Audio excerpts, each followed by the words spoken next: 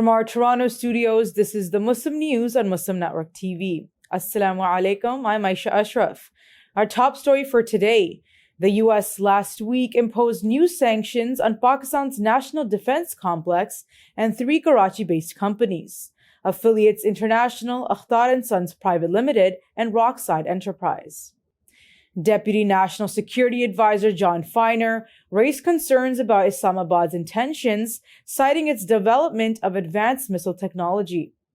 He said that Pakistan is advancing long-range ballistic missile systems capable of reaching targets beyond South Asia, even to the USA. Pakistan has dismissed U.S. allegations about its missile program's potential to strike the United States. Foreign Ministry spokesperson Mumtaz Baloch called the claims unfounded and illogical. She emphasized that Pakistan's strategic capabilities are purely defensive, aimed at maintaining regional peace, particularly against arch-rival India.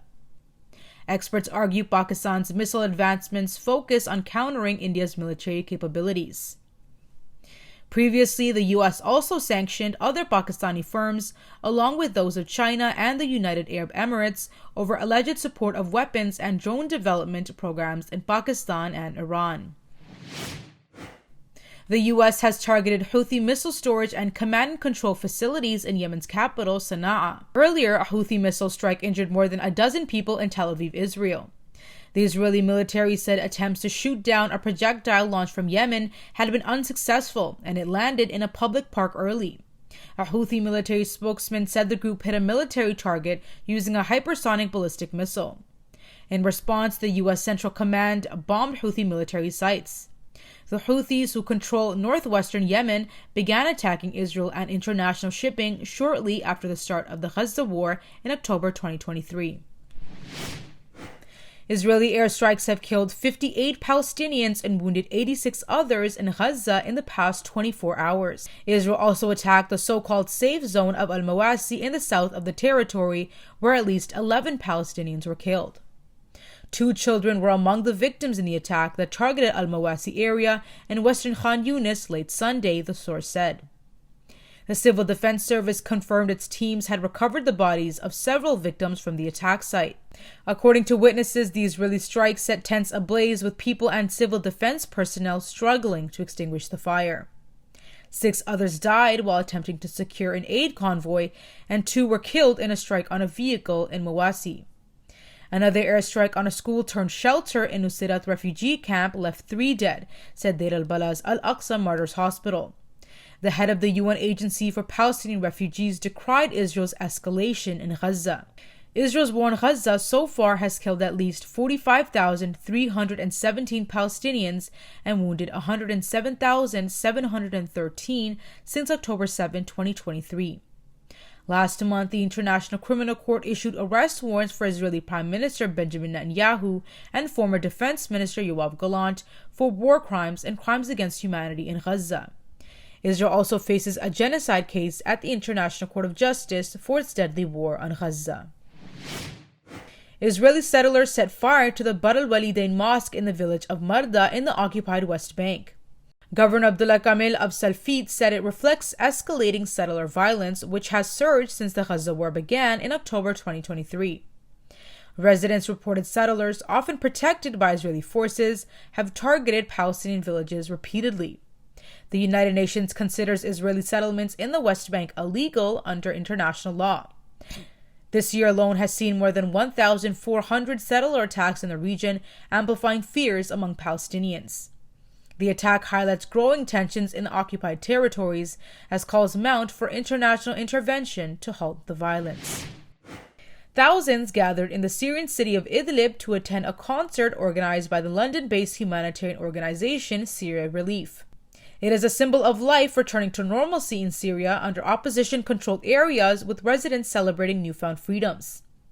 The concert featured renowned Syrian artist Yahya Hawa with revolutionary and resistance-themed songs and anthems. Attendees waved Syrian flags across the venue, and the concert concluded peacefully. Earlier on Sunday, thousands gathered in the city of Aleppo for the concert by Hawa.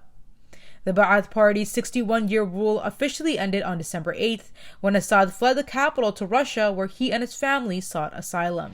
Ontario MP Chandra Arya, a longtime ally of Prime Minister Justin Trudeau, is calling for his resignation. Arya told CBC News that a leadership change is vital. It is being reported that over 50 MPs in the Ontario Liberal caucus are reaching a consensus that Trudeau must step aside. Quebec MP Anthony Housefather also echoed these sentiments, warning that Trudeau's leadership has become a liability for the party. Former Finance Minister Chrystia Freeland's recent departure from cabinet has fueled speculation about potential successors, with Arya suggesting Freeland as a strong candidate. Meanwhile, NDP leader Jagmeet Singh has vowed to bring a non-confidence motion against the government.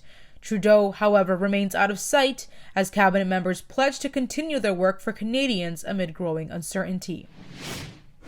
U.S. court revives Muslim surveillance case against FBI. Details come after the break. Stay tuned and we will be right back.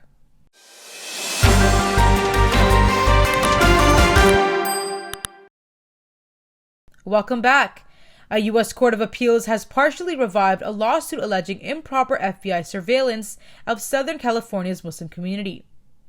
The case, Fazaga v. FBI, centers on Operation Flex, in which the FBI allegedly used an informant to gather intelligence in a counterterrorism effort. Plaintiffs claim unconstitutional searches and religious discrimination, citing violations of the First, Fourth, and Fifth Amendments. The court rejected their claim for monetary damages under Bivens v. 6, unknown federal narcotics agents, but ruled against dismissing it based on the state secrets privilege.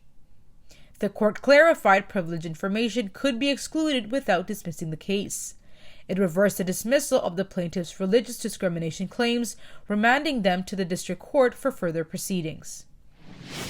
That's all from our Toronto studios. Thank you for watching Muslim News. We are a community channel dedicated to bringing you stories you can trust. Please like, share, and subscribe to our content. You can also comment to let us know what you think of our coverage. You can donate now by visiting muslimnetwork.tv/donate. For more content, keep watching Muslim Network TV. Salam.